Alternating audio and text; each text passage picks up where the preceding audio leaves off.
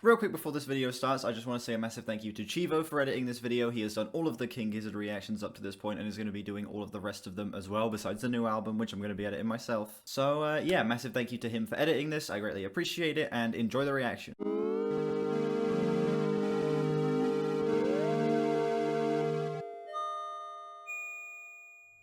Changes, King Gizzard. Oh, this album's more well received than I remember. 74, 76. I thought this album was in like the 60s. Pitchfork gave it a 7. Fantano gave this a 7. 8. 7, 7, 8, 8. It's in your top 5 King Gizzard albums? This is way more well received than I remember. I've already heard Change off of this album, and I've also heard Gondii, but besides that I've not heard anything else. Track 1, Change.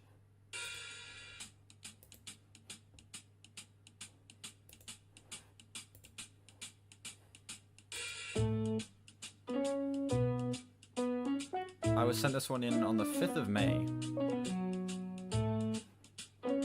I don't remember too much about this song. You sent me a link about the album? Thank you. One sec, I'll get it up here.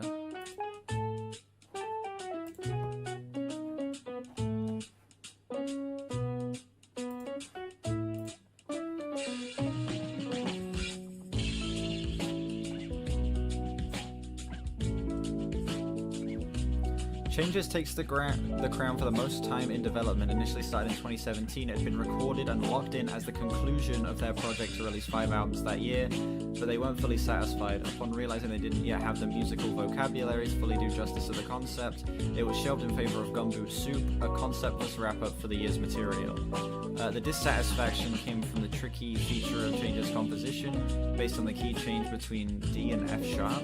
This fiddly transition with few options due to the high degree of separation between the keys that are centered a major third apart, devising several variations on the key change spawned the originally album-length title track, which was later condensed and branched off, forming a song cycle based on each variation that slowly came to fruition in the spare time over the years.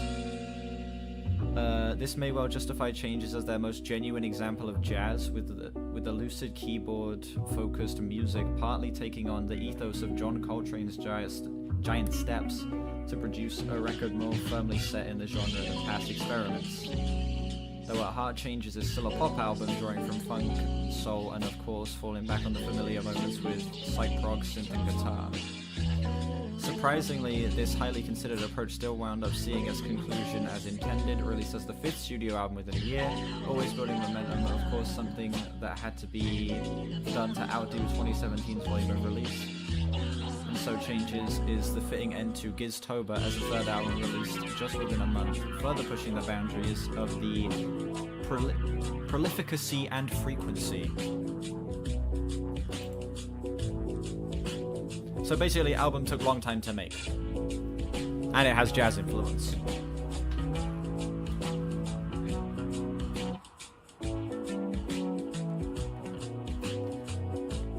Yeah, you can definitely see some of the jazz influence already, like some of these keys in here. The shuffly hi-hat pattern. Each song track spells out changes. It does. That's pretty cool.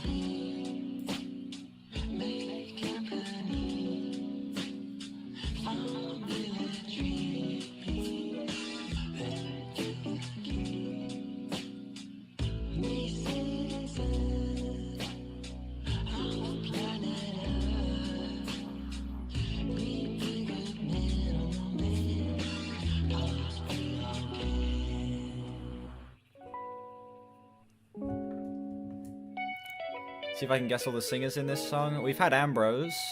I know that. We've had Stu McKenzie already.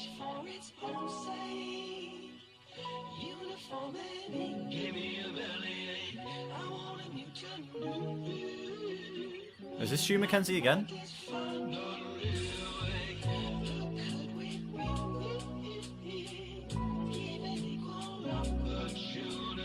It is. Oh yeah, King Gizzard, 26 albums in 12 years, and they got another one on the way.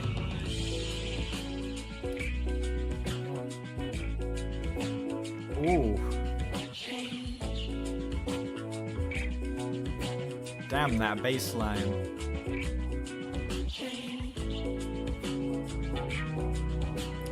What albums were part of Giztober? It was Ice Death Planets, Laminated Denim, and this album, right?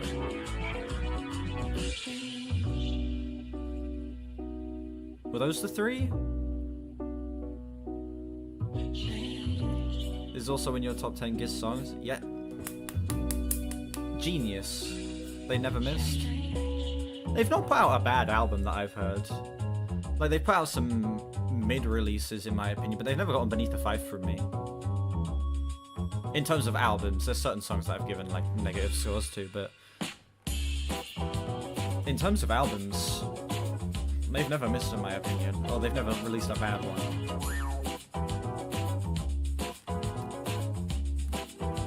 And they're all unlistenable, exactly.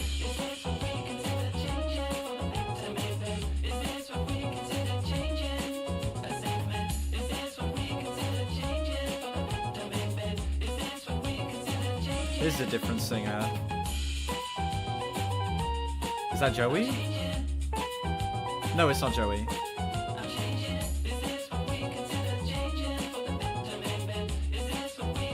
Cook Craig?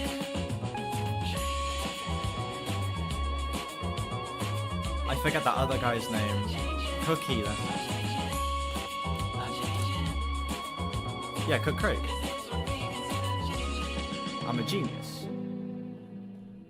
I actually don't know all of their names. You've got Stu McKenzie, Ambrose, Kenny Smith, Cook Craig, Joey Walker. Lucas Harwood's the other one, and then Michael Kavanagh's the drummer, who never did lead vocals until The Risk. His section in The Risk is the first time he did lead vocals, I think. If my lore is accurate.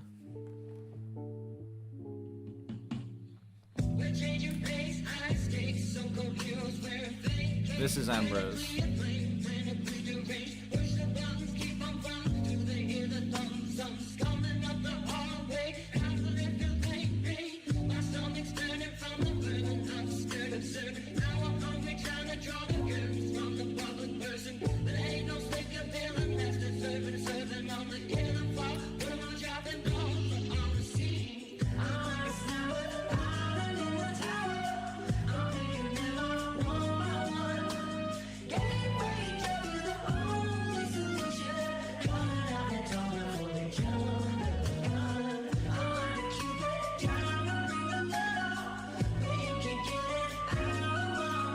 I don't love this section. I like it. I'm not crazy on the vocal performance in that bit.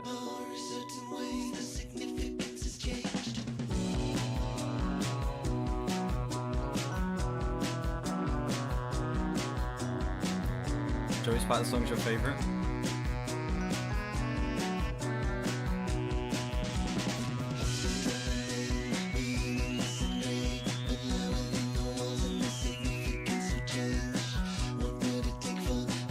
His vocals are actually matching this song the best so far, yeah, I agree.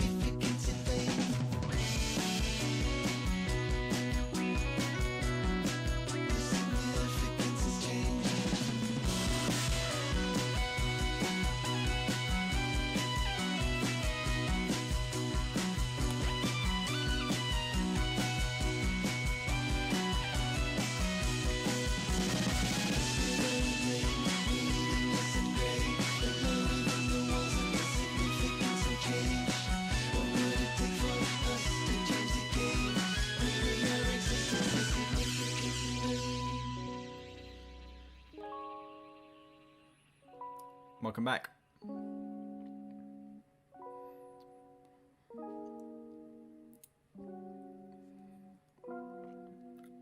It's not an apple pie.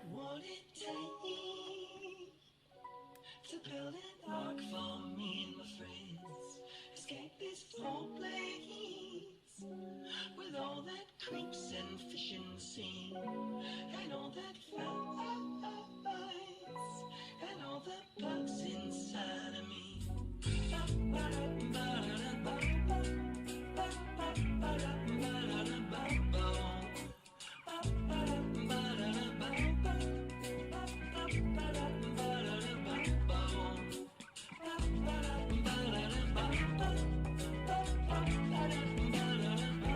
Oh, he's doing the Purdy shuffle. Or the Picaro shuffle. Wait.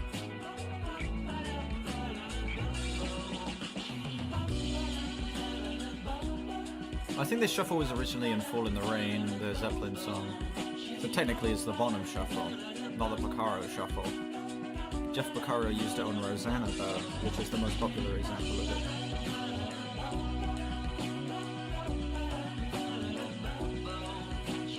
I'm talking about the drums, by the way.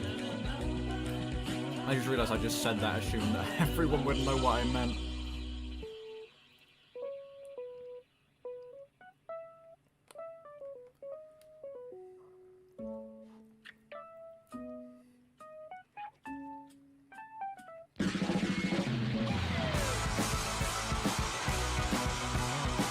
Oh yeah, no, for a 13-minute song it flies by.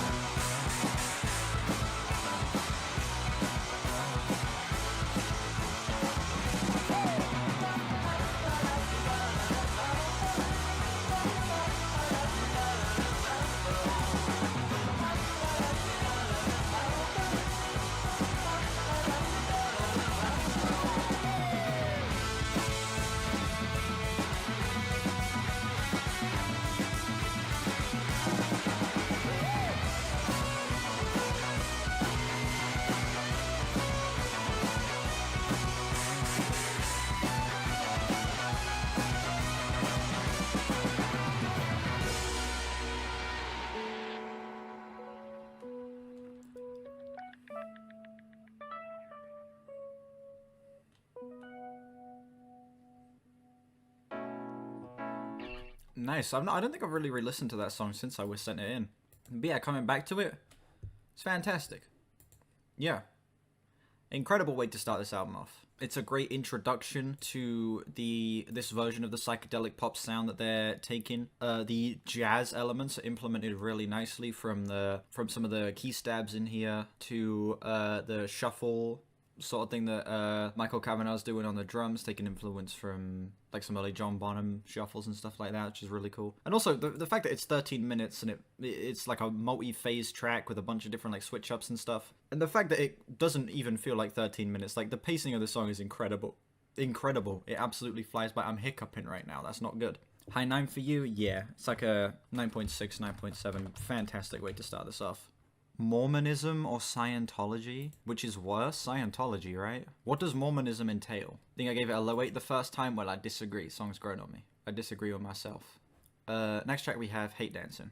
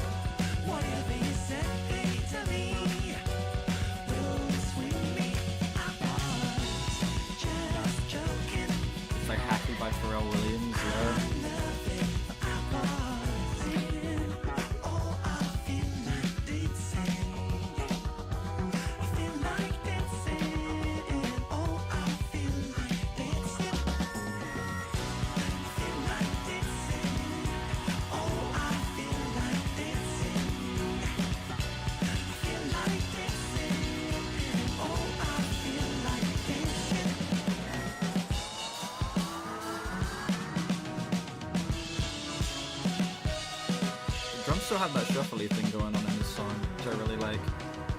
Also, I love the writing on this one. It's him starting off saying he hates dancing. Whatever you say, whatever you don't say, nothing's gonna sway me. Let me go back and look at these lyrics again. He indeed likes that. Yeah. It's just him warming up to dancing. He's like, someone's like, reaches out their hand. Yeah. This girl reaches out her hand to get this guy to dance with her.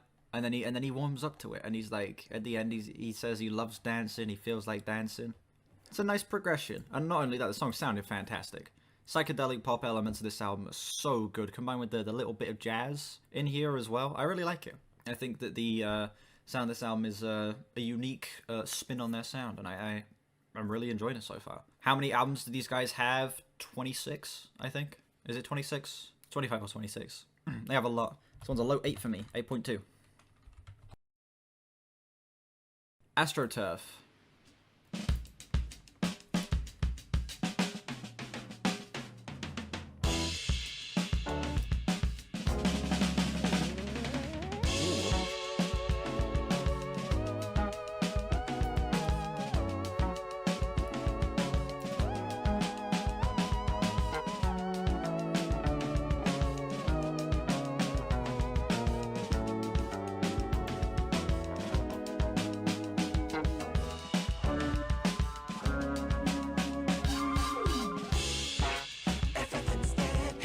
That's pretty cool.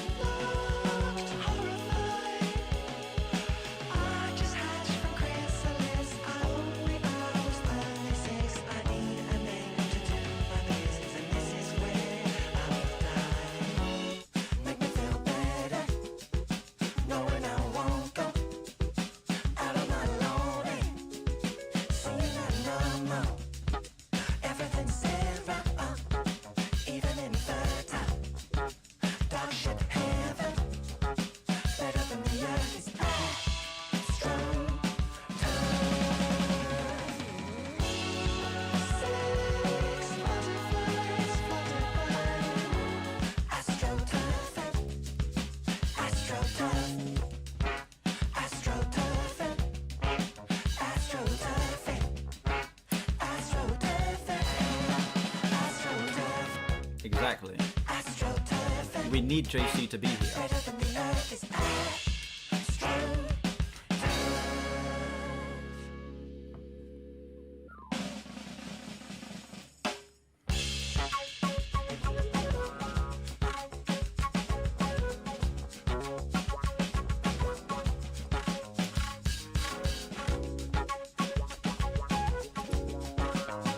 Flute solo does go hard.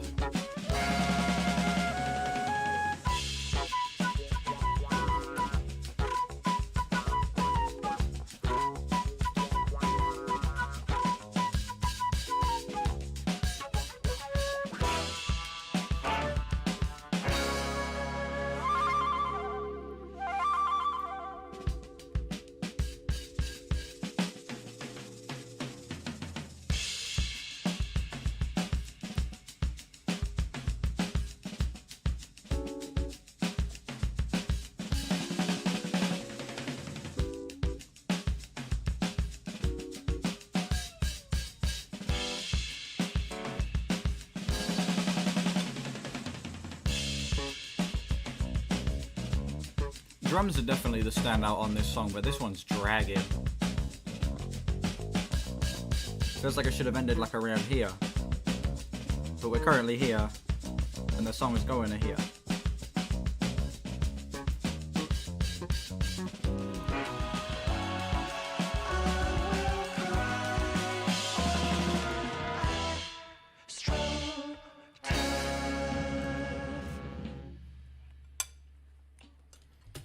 That song was good, but it was definitely way too long. 7.5 minutes feels like it's probably about 3 minutes too long for that song. The flute solo in there is cool. The drums are definitely the standout, and I feel like the vocal performance on that one is stunning. But I feel like it doesn't have enough instrumental variety to warrant a 7.5-minute runtime. It definitely starts to drag towards the back half. And I also wasn't really crazy on the writing on that one. Like, I get what the song was going for, I get the concept of the track, but I just feel like it wasn't executed in the best way. It is still a low 7, because I feel like the majority of the track I did really enjoy, but yeah, I don't know, I feel like that song could have been tightened up a little bit and could have been even stronger, so flat 7. Nobody.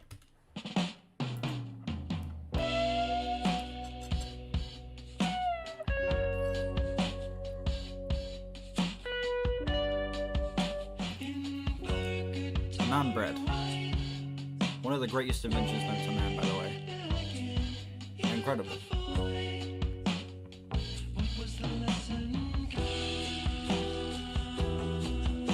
This one is smooth as hell.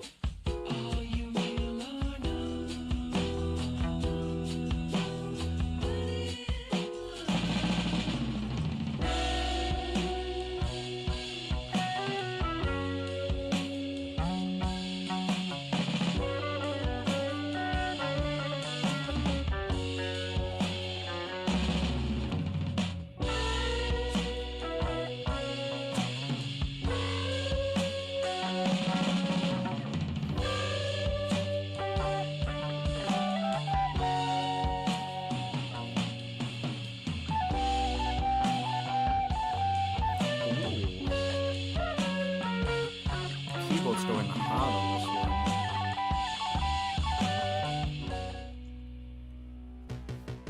Great transition into Gondii. Nobody, one of the smoothest songs so far. Not my favorite up to this point, but still. Fantastic track, incredible atmosphere. Instrumental again, smooth as all hell. This is one I'm probably going to see myself returning to a decent amount. Solid 8.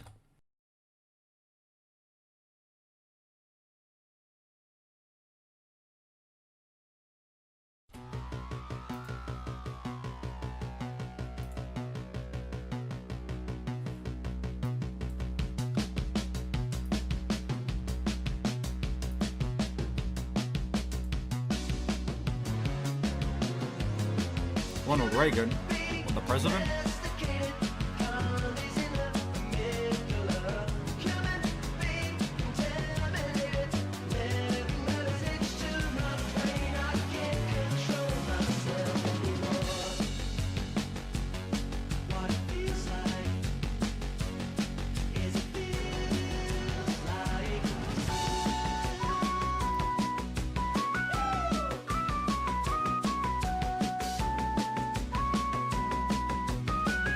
Oh, that, like, keyboard line so good. Such a great little solo here. The clapping as well sounds fantastic.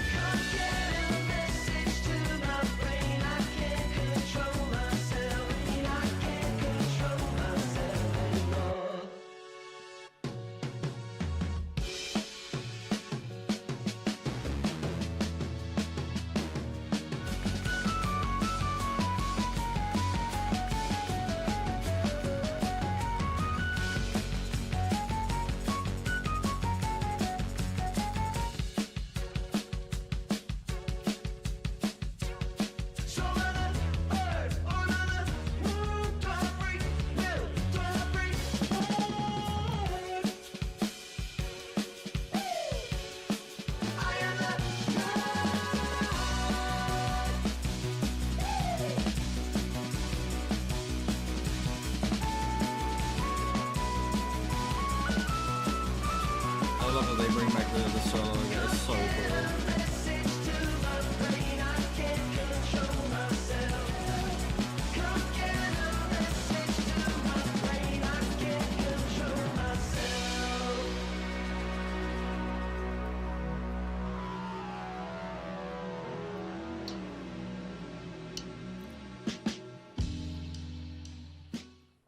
Song is fantastic. So good. Second favorite on the album so far. It's like a low 9 for me. So fun. So fun. Such a fun track.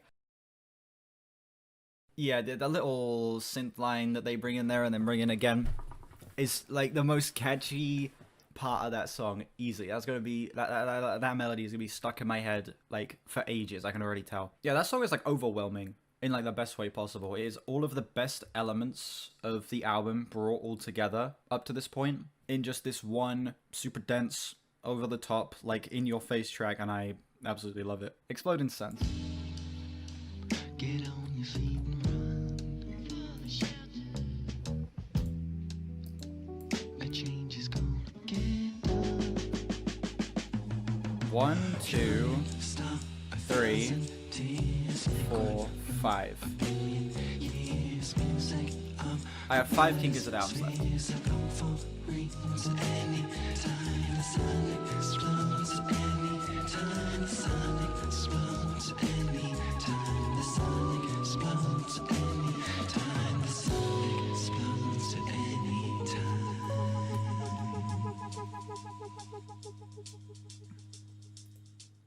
Exploding Suns. It's a solid, it's a decent track, but not one I'm really all that crazy on. I feel like it's one of the weaker moments up to this point. It just didn't really stick out to me in the same way a lot of the other songs did up to this point, and just sort of felt like it was kind of like a wallpaper type track, just blended in with everything else so far without having a distinct thing that made it pop in any particular way. Still decent, still well put together, still a good track, just one of my least favorites up to this point. It's like yeah, like a low 7. Speaking of 7, we're on track 7, the final song, Short Change.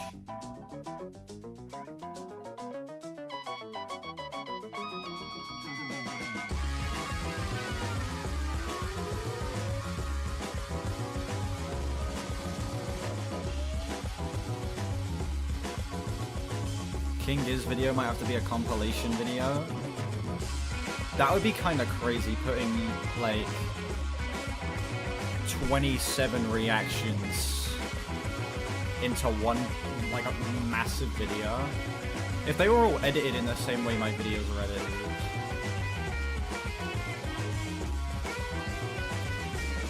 We'll say that's an average of 25 minutes per album, per video for an album.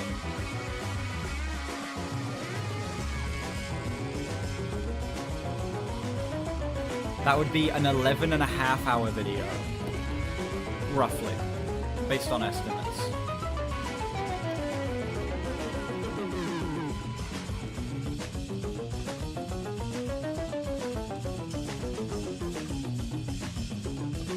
If we're just assuming an average of 25 minutes per video. It probably would be more like average of 30 minutes, actually.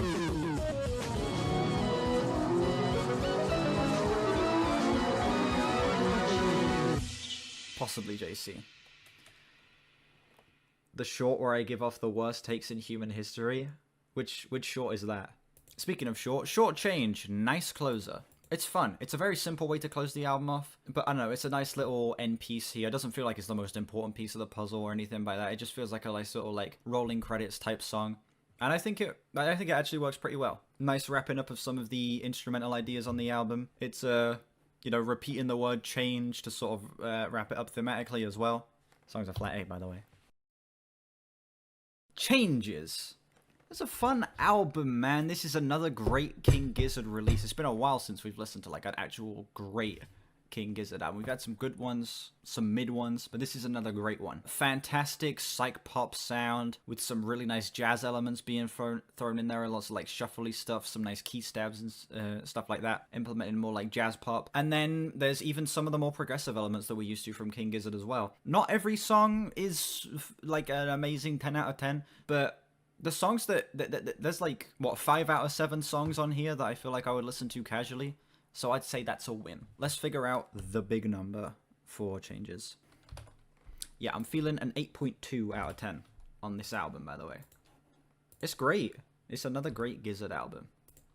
Yeah, considering the fact that they released 3 albums in a month, one of the albums they released in that month is my favorite album from them. Oh yeah, for those of you who weren't in the chat earlier, big lore update. Laminated Denim has overtaken Petrodragonic Apocalypse. That's right, the 2-track... This album only has 2 songs, and I think it's better than their prog metal masterpiece. This album is so good. Both of the songs are heaters. Like, Hypertension grew to a 10. And then Land Before Timeland's 9.3. Like, both songs are just so good. So good. Like, Hypertension's been stuck in my head a lot recently. Listen to Polygon. Yeah, I want to listen to Polygon to Wonderland again, yeah. It's a simple review, but I can't be bothered to fucking write up a proper review right now. Let's add this to the ranking. Yeah, it's 2 15-minute songs. They have 2 albums that are 2 15-minute songs. They also have Made in Timeland, but this album sucks. Okay, Laminated Denim on top. Where would this go? This would go at... I'm going to put this one at 11. I think it's better than KG and LW by a little bit. I think it's more... I think this one's going to be more re-listenable than these two. Also, I think if I re-listen to these two, the scores would definitely go down to maybe like 7s.